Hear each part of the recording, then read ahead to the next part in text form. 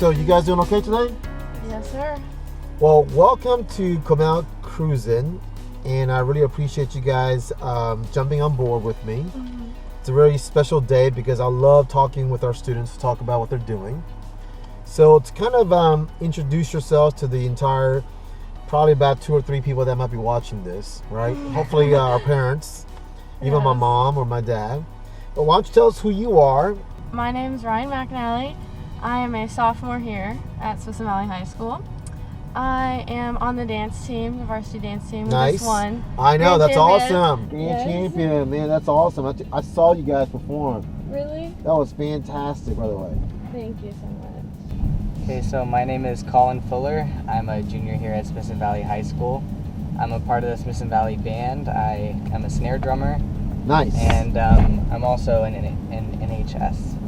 So far, how's the school year going? Great? You guys enjoying it so far? It's pretty good. Good. I like it. Well, the reason I want to talk to you guys is because you guys are involved in a very special project, and you guys are doing some fantastic work, especially as juniors and sophomores. I love the fact that our students are showing a lot of initiative from a leadership level, doing some great things for the community. So, Ryan, would you mind kind of telling the folks what this project, please? Yes, so we were chosen to be the first ever student Trailblazers for the Paving New Paths campaign, which is a campaign with Junior League of San Antonio. We partnered with them, and we are raising money and awareness for mental health, and all of our money goes to the Clarity Child Guidance Center. Fantastic. Which will treat children ages 3 to 17 with mental illnesses. Now, this is a very serious and important work. I mean, we're talking, supporting mental health issues, supporting this organization, the Clarity organization, the house. How did you guys, get involved in this? I mean, what's been the driving influence for you guys to help and really become aware about this? So I would say we've been working with Junior League of San Antonio our whole lives, and we've done plenty of different activities like caroling. We helped at a HEB fundraiser, and so when we saw this opportunity, we thought it was just something that kind of hit home, because I know both me and Ryan have friends and family who have had mental health issues. What is that? Let me hear a perspective about that, about mental health issues related to students. Because in my job, I'm trying to always provide support for our students. What are some of the ranges of things that you guys see that certainly hopefully this project will continue to help and support? Well, suicide rates are the highest in teenagers, probably because of the stress in school and everything. And 1 in 5 children are diagnosed every year, so it's really big, like in our age area too. And then also I would say, like, with this new generation and the more usage of phones and everything like that, like the social media, the standards, the trying to be up to par, all of that, like the expectation, it puts pressure on students, and it's created sort of like I need to do this, I need to get this certain amount of likes, I need to be this image for the society. Yeah. And so when somebody isn't that, they don't really know how to deal with it, and we just kind of like ignore It's not really talked about that much, mental health. It really isn't, right? Yeah. Especially maybe the connection of mental health or mental health issues related to social media or technology devices, maybe. I don't know. So, other than, obviously the severe chronic cases of mental health issues that, we notice as well, too, and that we try to provide support, what are the day-to-day things that you notice among your friends when it comes to issues related to mental health? Anxiety is very common, like right before a test, like stressing out, getting your grades, like doing all your homework, like that all piling up, major anxiety with that. When you don't do good on a test and stuff isn't going your way in school, a lot of people are depressed and like sad with how it's going. Yeah, I think one of the main things is like, people just, like you said, are depressed, and they don't have a will to do the things that they normally enjoy. Yeah. And so that's the difference. And when you you see like one of your friends or something who, you know, there's something that they have a passion for, but suddenly like they don't have the drive to do it anymore, it's kind of eye-opening. So this fundraising activity, as well as advocacy that you guys are working with the Junior League of San Antonio, how would that help? You know, what ways would this help? You know, certainly other students as well as even other adults, perhaps. Can you explain that a little bit in terms of how that would go? Yeah. So, like we said earlier, mental health isn't talked about that much, and I feel like people don't really know that there's that support out there. So all this is like raising awareness, like it's okay, you can get help if you really need it, and just showing them that there is outlets to go get help, like the Clarity Child Guidance Center. Right.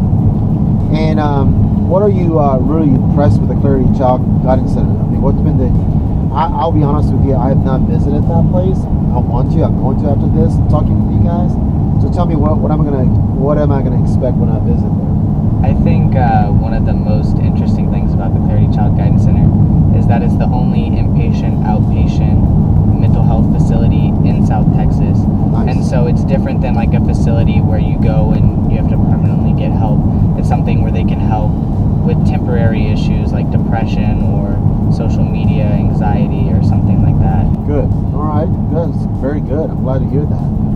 You know, and you know, there's a lot of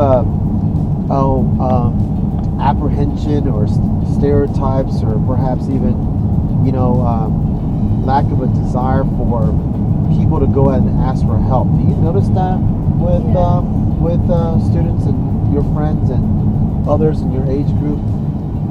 Are they willing to say, "Hey, I need some help"? And maybe I'm always trying to wonder how we can really get kids who really want the help to raise their hand and say, "Hey, I would like to get some help." I mean, how do I make that better?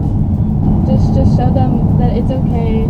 We know you're struggling. Like a lot of people, I feel like will get made fun of, like you're depressed. Right. But it's okay. You won't get made fun of. We understand what you're going through. My take is that some of our students don't want to reveal their struggling because they're embarrassed by it or something, right? So how do I help to make sure that they don't feel that way? You know what I mean? I'm always trying to figure that out. Yeah. I think Smithson Valley has done a good job. I know this year in my history class we had a suicide prevention and I think it was called ACT. Yep. Not fundraiser event that we did, and that really helped started like to talk about it a little bit more. And I think just different events and things like that would definitely help people be open to talking about it. Well, you know, naturally, this is not the topic. You know, it's a very difficult topic. So it's not. But I think it's gotten to a point where I think we need to be really honest with ourselves and maybe talk about it a little bit more, right? Yeah. I mean, I don't know. So do you think your friends and others are willing to do that more and more? I mean, has it gotten better, you think, in terms of where students in this group and others, they're willing to say, yeah, let me talk about it more? I think so. That ACT thing really opened up people's eyes that, like, you're not the only one struggling. There's other people out there, too. Right. So don't So be that's embarrassed. Yeah. And tell me more about that. How was that ACT? I mean, so for those who are listening and watching this video, tell a little bit about what that program was about. Well, I did it in middle school. Okay. 8th grade, they came to us, and basically we watched all these videos, and they just had different scenarios from like depression and anxiety and other things like that, and just showed like an average scenario of when that would happen and how to treat it and like how to respond to that. And did it also give out places you can go and contact for additional help and support? They gave, I think they gave a few hotlines that you could use, but then they also mentioned that you can always talk to a counselor anytime and they can give you the advice, the help you need. If you can give me an advice about what to do more with teachers to make sure that we are better prepped and prepared, is there a suggestion that you have for me by any chance? This is time to say it. This is time to tell me. Maybe like the ACT thing, but not necessarily for them, but like how to respond to kids struggling, what to say to them, and how to help them through it. stuff like that. Or maybe like if a teacher recognizes that, you know, somebody who had all A's or really good grades, their grades are just slipping, and they see that they're missing school, or if they see some of those signs, then maybe they could talk to the student. And no, that's a great point. Yeah, because typically when you see that, it's probably one of the first signs, right? Yes. When students are not maybe turning their homework in, or all of a sudden, you know what I mean? So that might be something thing to really be thoughtful about. So, as student leaders, and you guys have done some fantastic work here, really meaningful thing that is really appropriate. What's your future plans? I mean, let's kind of talk about that. I mean, you guys want to get into this field when you perhaps go into college or even workforce one of these days when you graduate from high school? I mean, what has this experience that you're on right now is teaching you about, you know, becoming an adult perhaps? I don't know. I know for sure I want to go into the medical field. Yeah. I just don't know which branch yet, and psychology does really interest me. Does that good? And how the brain works and stuff. So Yeah. I'll see where it will take me. Maybe you may want to become an educator too. I mean, who Yes. knows, right? Yes. who knows? That might be a good thing. Yeah. Ryan, what about you? Because you're a junior, yes, sir. you'll be a senior next year, so you're going to have to start really thinking about this, right? Yes, sir. So what's your thoughts? What are you thinking about? So I think just as an average student, like I would hear about mental health, but it never really like occurred to me how serious it was. But I think before this year, I definitely wanted to do something in the business field. But I think as I've done this fundraiser, it's kind of changed my perspective, and I'm thinking about doing a couple courses next year to help prepare me to do the medical field in my career. Yeah. Oh, that'd be great. Now you could probably do, you know, joint or something together, so it's not that you have to do one or the other, in my personal opinion. So I think you're going to have a lot more opportunities. Yeah, so that's good. So so tell us then now, how can I and others who are watching this for the first time, they may hear about this for the first time, how can we all help? I mean, what can we do to help to participate in what you guys are doing right now to get the word out of this? Well, we have a website where you can donate. Is there a goal that you guys are trying to meet? Our goal is to make 5,000, but we want to do more than that. Well, listen, I appreciate you guys hanging out with me a little bit. I hope this was good for you guys just as much. I really appreciate you explaining the project that you're working on. It really is fantastic. The topic is really appropriate and needed today to talk about. And I really applaud you guys for doing some great work. So thank you guys very much.